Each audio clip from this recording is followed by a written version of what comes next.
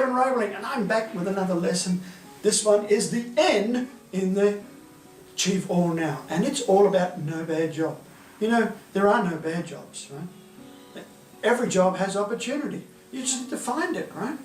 So, if you don't have a good job, if your job isn't really good, right, you need to love the job you're in until your job starts to love you, all right? So you need to find what is good in this job and apply those things that I mentioned in those other videos, and don't forget, if you can subscribe, you can get them all, get back to those, and there's another one coming after this.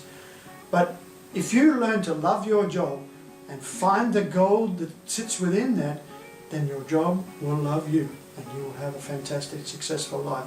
So the opportunity you're looking for is in somewhere in your job, and there are no bad jobs.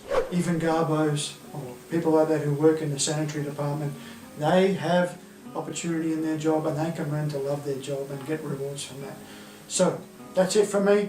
Learn to love your job until your job loves you, or the job that loves you is going to find you.